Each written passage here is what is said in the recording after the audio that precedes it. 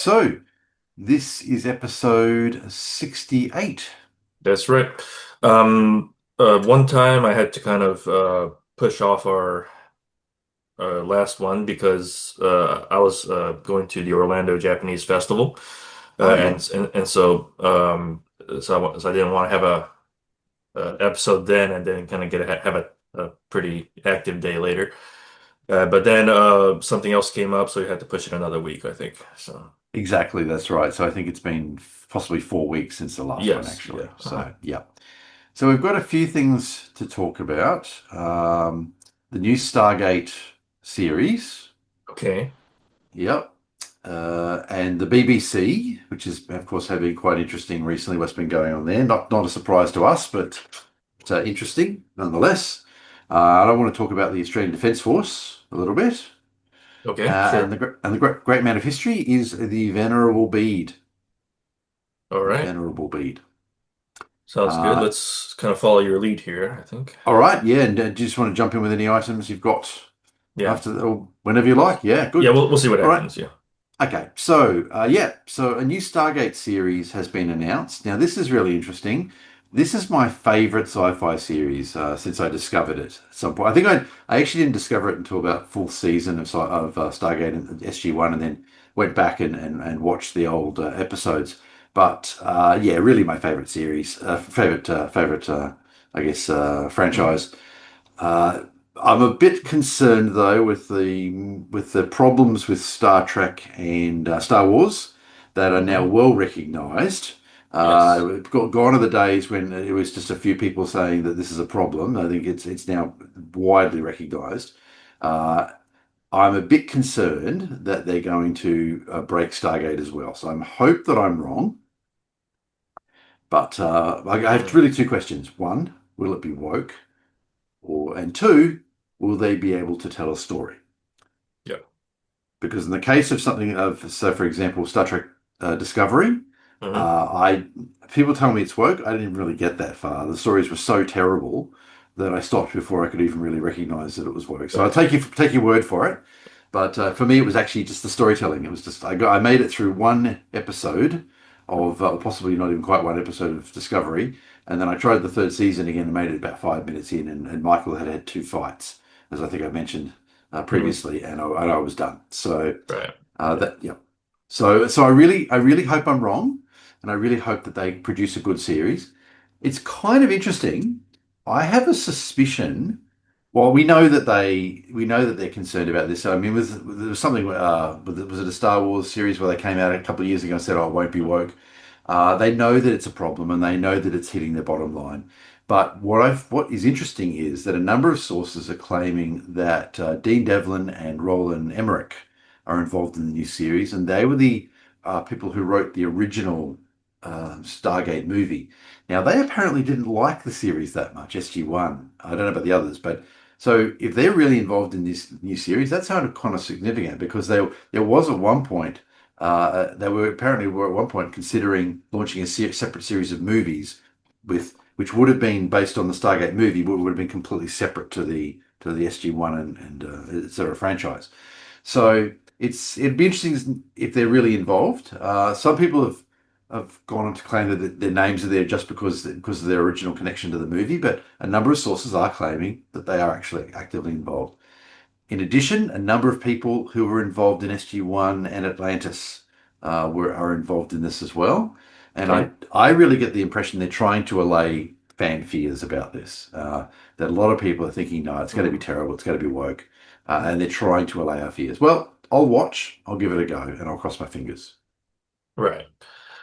So this is a kind of an interesting point of discussion for I guess maybe there's some kind of skepticism still out there as far as what it actually all means. What is the criteria for woke in a TV show or a movie at this point? Because sometimes we get arguments like how well, it's just well, Star Trek was always about this, or some, some kind of argument to that effect. I Yes. don't believe that, but I think it's worthwhile to make a few distinctions between what things like the original Star Trek was doing and what it's turned into. Yes, I think that's a really good point, actually. In fact, I'd just like to comment on the original Star Trek. So, if somebody were to say Star Trek was always progressive, I would actually agree with that statement. But 1960s progressive was very different to modern progressive.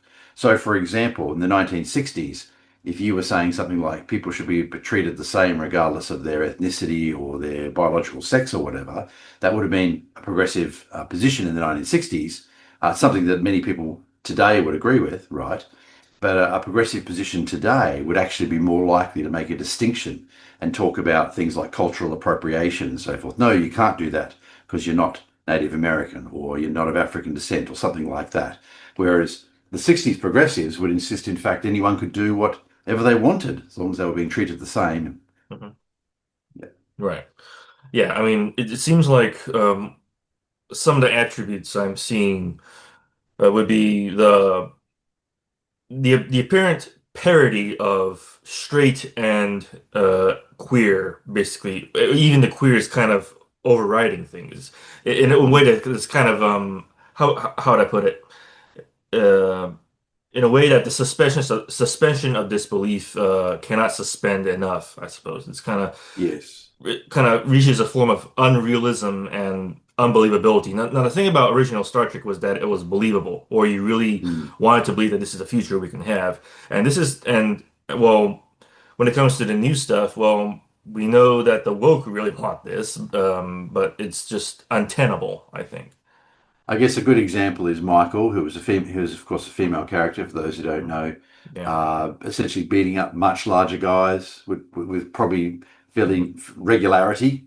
yeah. Uh, as I said, I don't have the experience with the Star Trek Discovery as others, but I gather from even what I've seen that that's probably fairly common. Mhm. Yeah, getting back to what I was saying before, things like identity politics, Yes. yeah, being involved.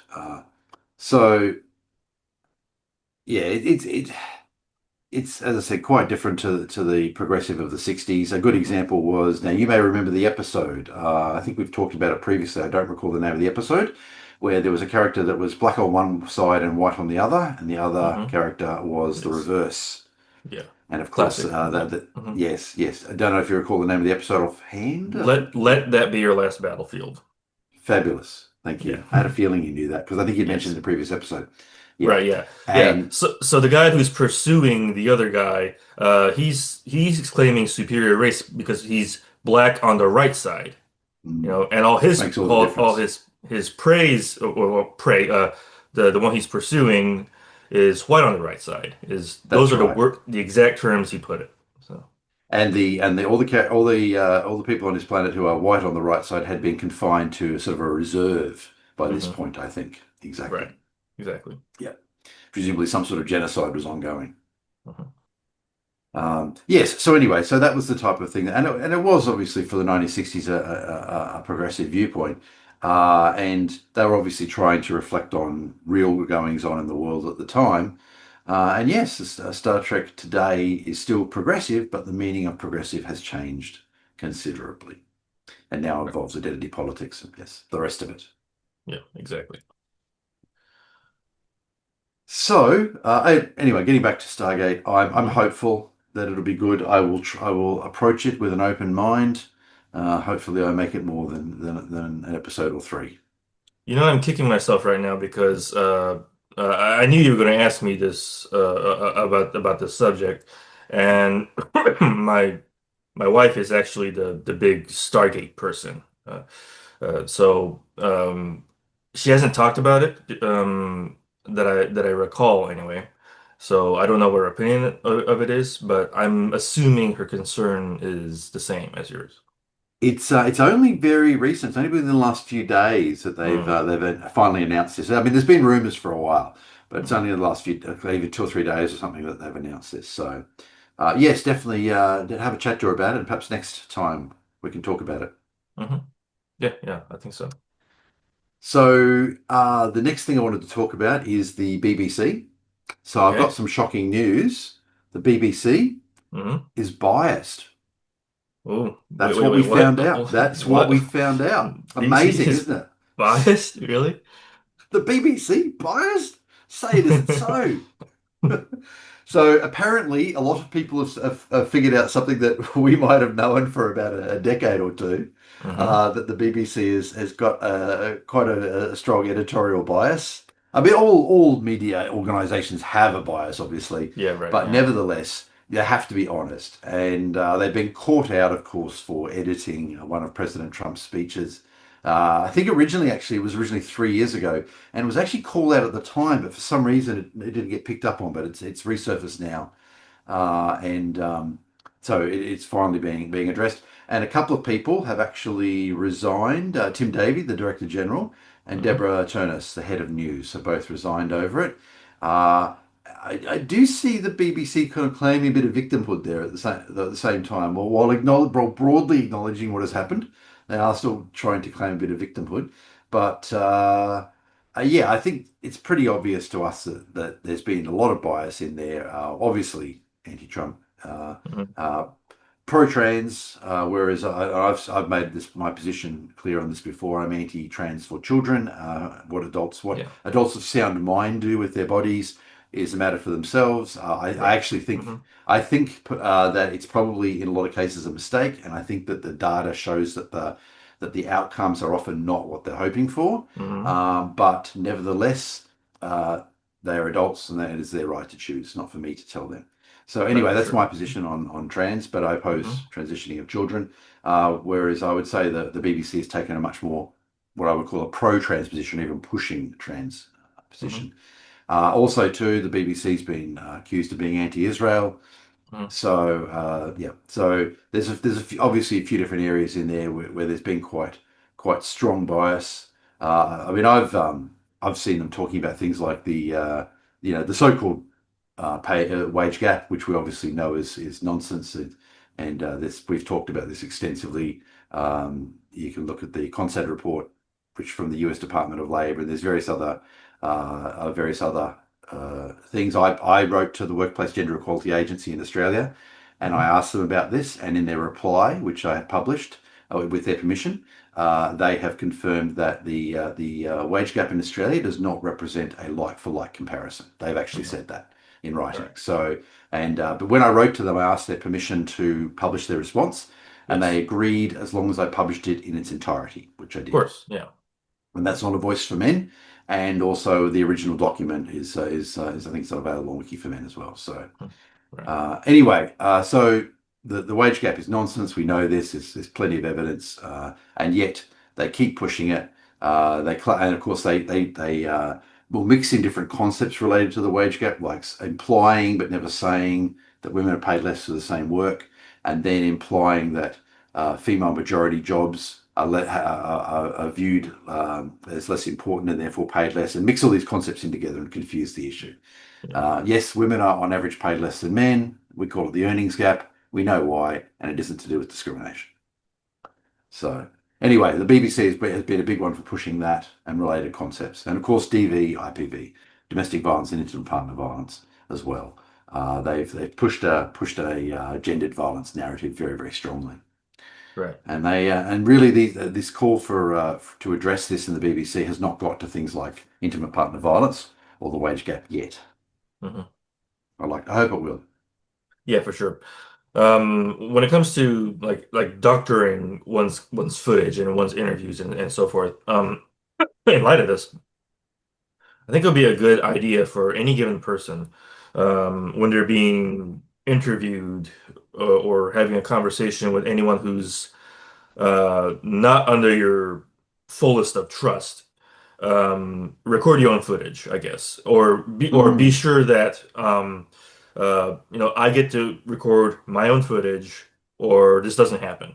yep, I'm not going to release it on my end, but if you release some kind of horse crap, I got the evidence here. yep, Maybe yep. I think maybe that's the better mindset to go about from now on, to be sure, because your enemies will screw over your footage, I think. Yeah. In fact, when I first got involved with the men's rights movement, that was one of the pieces of advice I received. If you're ever Hmm. interacting with the media, get your own recording. Now, some jurisdictions are two-party jurisdictions, and some are one-party jurisdictions for recording. Hmm. That talks about whether one or two parties in a conversation need to know that the conversation is being recorded. And two-party really means all party. So some people live in two-party jurisdictions where essentially all the people in the conversation need to know it's being recorded. That doesn't mean you can't record it privately. It just means that in order to release it, you would have to Yeah. get the permission of the other people. I really have to had to have known about it. Some people, such as myself, live in a one-party jurisdiction where Mhm. only one party to a conversation normally needs to know that it's being recorded.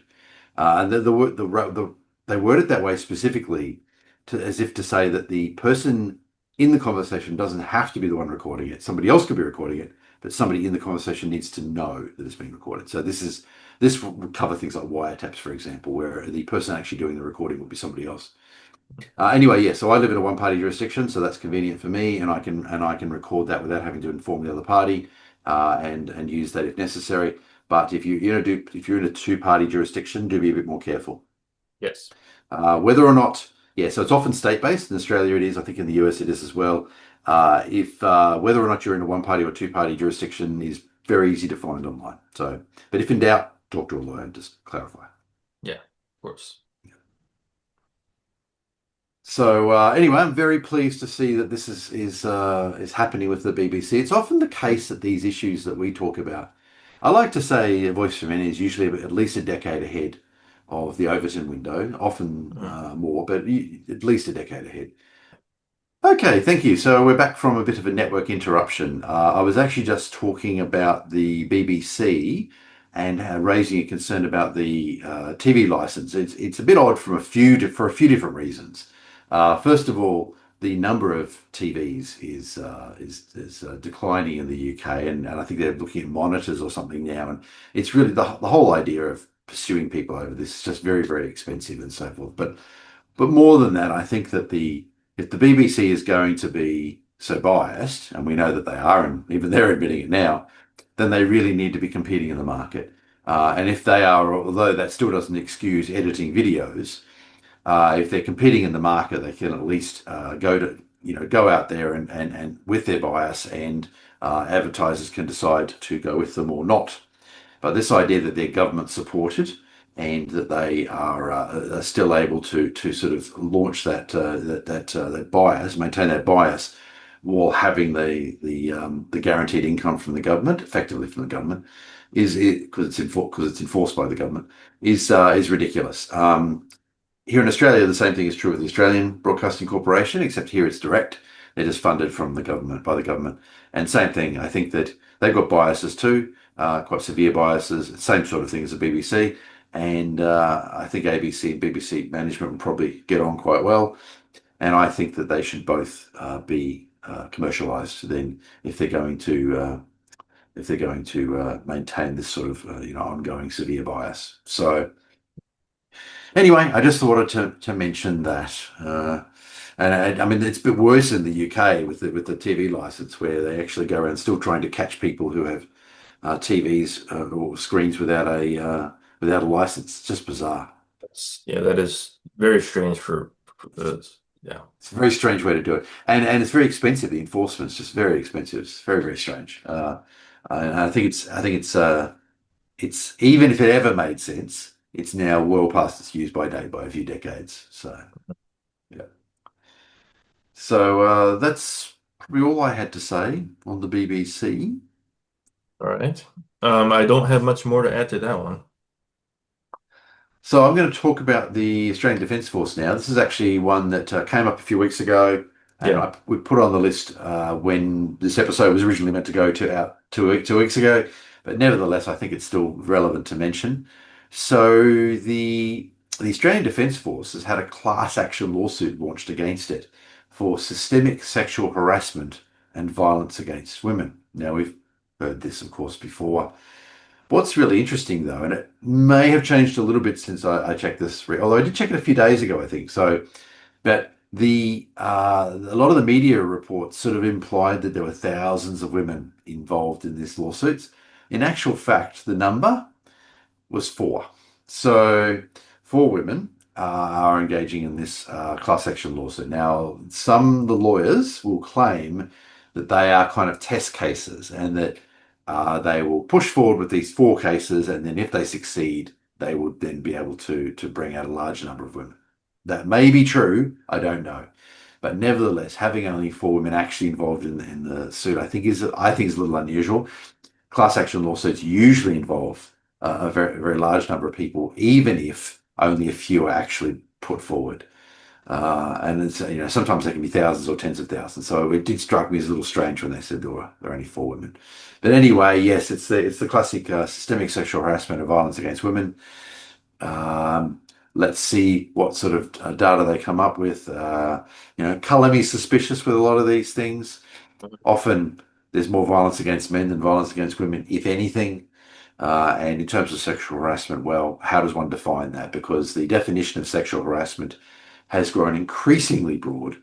In Australia and Canada, for example, I found government departments that will include kissing in sexual harassment in a wide variety of contexts. So even kissing without asking permission, for example, some of them will consider that to be sexual harassment or even sexual assault, actually, in some cases. So Right. anyway, we'll see what happens. But I wanted to mention it. Yeah, I just thought it was kind of amusing that they talked about four women being involved in that. Yeah, exactly. Yeah. Right. So, regular section, great men of history. All right. Today I picked the Venerable Bede. So I don't All right. know, Vernon, have you heard of the Venerable Bede? Not I everybody have not has. actually. No, I Okay, have no not. worries. No. That's great. Okay, the Venerable Bede was an English monk who lived in the 7th to 8th centuries. In fact, he was born around 672 and he died in 735. We actually have better information on I think we know the exact date that he died actually, at 735. So he's actually widely recognised as one of the great academics of his era. He was Mhm. an interesting character though. So he lived spent his entire life living in a monastery. He was actually born on land owned by the monastery, and Mhm. when he was 7, he was taken to the monastery to be educated. And he ended up becoming a monk. It isn't clear whether they meant for him to be a monk from straight away, but he became a monk, and he was very intelligent, and they probably picked up on that fairly early.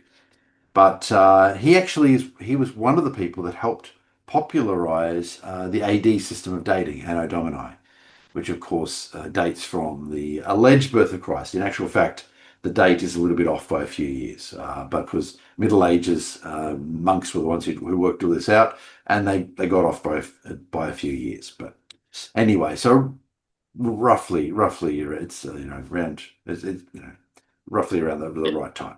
But between 4 and 6 years off, I think it's generally considered to be. Mhm. Um, anyway, he wrote on a wide variety of topics for his day, including theology and history. And I always kind of think this is cool. There were a number of historians in their day, and they now live so long ago that they themselves are history, right? So the Venerable Bede, people like Josephus and so forth in the first century AD, they were historians, and they were writing about their own time and writing about things that happened in the past.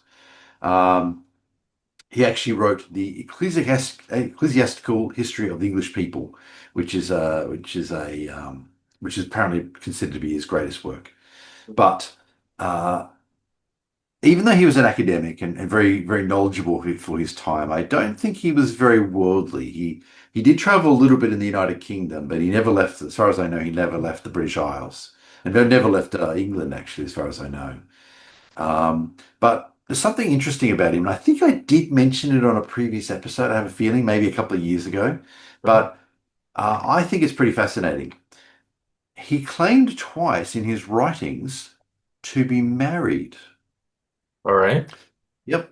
Actually, the fact you mentioned you hadn't heard of him before means I might be thinking about another show, another series of videos I did with someone else, actually, because, Okay. Okay. yeah, but I think I did actually mention him once in a video, but you know what? It might not have been the goalpost. So, okay.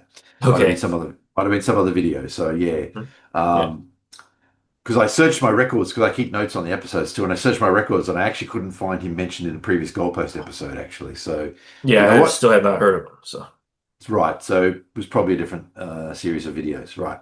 Okay. So he mentioned twice in his writings that he was married, and this shocks people today because monks aren't supposed to be able to be married. Right. But we know historically that this was not enforced as much as it is today. So We know Irish monks, for example, were often, he was not, he was English, obviously, but we know Irish monks were often married at the time. Okay, or not often, but it was at least it was an option for them, right? Hmm. We know that Catholic priests at the time were often married. Even though it was discouraged, they didn't enforce it. It wasn't until the 11th or 12th century that they actually started enforcing priestly celibacy in the Catholic Church. They did discourage it though, and what would happen is that if you bishops weren't allowed to be married, so if you got married, you effectively stymied your own career in the church. And effectively, a young monk, a young priest, getting off the track a little bit from Bede, but a young priest would have to essentially make a choice between marrying and settling down in the countryside and being a priest to a small community, Hmm. or staying single and taking having a go to see if you can rise in the church hierarchy. But if you married, that Sure. was it. You couldn't become a bishop anymore. Hmm. But priests did marry. Monks in Ireland, as I said, did marry, and yet a lot of people are really uncomfortable with the idea that Bede married. But I'll read the Hmm. quotes to you. Some people tried to claim it was a metaphorical device that he. I'll read the quotes to you. I don't think it's any sort of Okay. metaphorical device at all. Okay. So you're right. So in a book called Commentary on the Seven Catholic Epistles, I bet that was an exciting read. He suggested that he owed his wife conjugal duties. Now, this is a quote translated into modern English from essentially Old English that he was speaking. Yeah. Prayers are hindered by the conjugal duty because as often as I perform what is due to my wife, I am not able to pray. So he's actually complaining that having sex with his wife keeps him away from prayer there. Okay. Yep. And I don't see that as metaphorical at all. And in commentary on Luke, Bede noted, formerly I possessed a wife in the lustful passion of desire, and now I possess her in honourable sanctification and true love of Christ. So probably not as clear, but I also think that one is a direct is literal. You know what? The reference Hmm. to lustful passion is probably pretty literal. So Hmm. yeah. Um, but anyways, as I said, so those are the two quotes. That it's only he never mentioned the name of his wife or anything else about her. I believe he was married, and as I said, we know that. Oh, I think one last thing. Yes, I did. The only thing I actually got to say was even though the priests were, we know priests did could marry. Some people still believe that monks in England were celibate, but we know that Yeah. application of this between roughly the 7th and the 10th centuries, application of this was a bit spotty. So some monks, some monasteries seem to enforce it, other monasteries didn't. So there's certainly we can't say categorically he was married, Hmm. but it's at least a distinct possibility. So, and I think he was, and I don't think that it was in any way metaphorical. Anyway, so I just thought I'd mention that because I think it's quite an interesting fact about Bede. Hmm. By the way, and I don't recall. Maybe this was a different series of videos, but it might have even been one of the ICMIs actually. But this is actually a reference to something called the marital debt. So in Christianity in the Middle Ages, and I'm not quite sure when it fell away actually, but in Christianity in the Middle Ages, the husband and wife owed each other sex, essentially. That was Yeah. called the marital debt, Yeah. and neither could legitimately refuse the other sex. A lot of Hmm. people, I mean, the feminists will often go on about how women couldn't refuse their husbands. In actual fact, in Christianity, in the Middle Ages, neither spouse could refuse the other. And in Islam, by the way, that's the same. In Judaism, only women have a right to sex. So Yes. I We mean, have only we have women. spoken about this, but I don't think we I talked think we about did. Bede himself. Okay. Yes. So, Right. Fair enough. Yeah. Good. So I think mhm. yes, I agree. I think we did speak about the marital debt. I mean, Yeah. probably quite some time ago. Hmm. Anyway, so this is a reference to the marital debt, essentially, Hmm. where he's essentially he has to provide his Right. wife with sex. So anyway, that was Bede, and yeah, just an interesting character, and I really do love ancient historians. They were historians who are now, they lived so long ago that they themselves are now history. Hmm. Um, so the only remaining item I have is Zoe McClellan. Okay, sure. Um, I'm not very animated right now, so I don't really have much to add. So That's I right. think we'll keep this a marginally short episode, honestly. It's no problem at all. So, oh yes, I think we were going to talk about, we're going to talk about Japan. Oh yeah, there's that. Yeah, it was just something I discovered once that I mean, because of this, the virtue of the discovery, I didn't Yeah. know at all about. Is that when you're supposedly a tourist, or someone else like flying into Japan, you can't bring meat in there, like a piece of meat or anything like that, else you'll be Oh, right. arrested and put in jail for a couple of years, and plus possible fines. Yeah, this is kind of it has something to do with some kind of health laws or something. I know I'm kind Right. of being scatterbrained about this one. I mean, you've traveled to That's Japan several times. I'm just wondering if this is something you knew about. so no, I didn't know anything. I have been to Japan twice and I didn't know anything about that. I've never taken any meat. They do ask you a series of questions, which of course Australia does too. And Australia is very strict biosecurity laws, so I'm kind of used to that.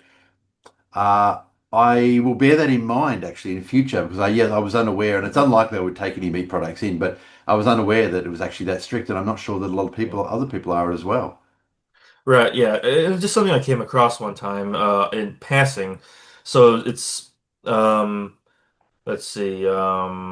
I don't really like using the Google's AI here, but yes, it is illegal to bring most meat products into Japan as they are strictly prohibited to prevent the spread of animal diseases. This includes fresh, frozen, and processed meats like jerky, salami, and sausage, even if intended for personal use. Consequences for illegal import could include fines up to 3 million yen or imprisonment. So Wow. that's steep, you It know. is. It Yeah. is. Yeah. I mean, I imagine most of the time they don't apply that seriously, but even so, the fact that they're there is quite significant. Yeah. So, Yeah. good to know. Yes, I said I've been to Japan twice. I don't remember, but I would never. I don't think I'd be in a situation where I would be taking any meat products in. But yeah, that's the Yeah. strict. But I think, as I mentioned during when we were talking about this briefly offline, island nations have an advantage, of course, in biosecurity, Hmm. and of course they tend to be a lot stricter Yeah. as a result of that. So I suppose it makes sense. I never really thought about it. It makes sense that they would be strict. Right. Yeah, Yeah. exactly. Yeah. Um, so yeah, I mean, I'm hoping to go to Japan at some point next year myself. Mm. This is good to know. Not In that I was fact, going to carry any kind of right. food in anyway. Yeah. But I don't get around that often. I've not traveled outside the country since my family moved here in 2001. So yeah, But it was yeah, in fact, just something in passing. Yeah, we that's have plans to meet up in Japan if it works yeah. out. We're And in gonna fact, if we do, try. Yeah, exactly, if we do, perhaps we could do an episode side by yeah, we'll side, do it. maybe. Hmm. That'd be Yeah, good. let's. Yep, That would be ideal. Yeah. exactly, We'll see if we can swing that. Yeah. exactly. It's a bit closer for me, which is why Mhm. yeah, why Yeah. I managed to get there more often. So Right. Yeah. yeah. Yeah. You get everything cheap over there too. The flights and the accommodations. So yeah. Exactly. The yen is, I mean, well, the yen's actually lower a bit at the moment. It's Mm, been down a little bit too, which has made things a bit cheaper. But yeah, compared to the Australian dollar and also the US dollar, the yen is relatively low and things are relatively cheap. So yeah, right. with the equivalent wage rate and so forth. Yeah. So all right, I'm going to talk about Zoe McClellan. Let's do it. As of November 2025, a warrant is outstanding for the arrest of Zoe McClellan in relation to charges of kidnapping, child stealing, and child custody deprivation. McClellan is a public figure who has appeared in numerous popular television shows, including Star Trek Voyager, JAG, NCIS New Orleans, and Designated Survivor. Her face is familiar to millions. It is extraordinary that she has evaded detection for so long. McClellan was reportedly residing in an apartment in River Ridge, Louisiana in April 2021 and may still be residing in the area. McClellan grew up in the area of Port Orchard, Washington State, and may have returned to the area. Some sources believe that McClellan has left the United States and is residing in Canada or Costa Rica. Prior to disappearing, McClellan was known to use the alias Sarah Chandler. Anyone with any relevant information should contact the Los Angeles County District Attorney's Office. Thank you very much. All right. Talk to you Catch next you time. next time. Bye. Bye.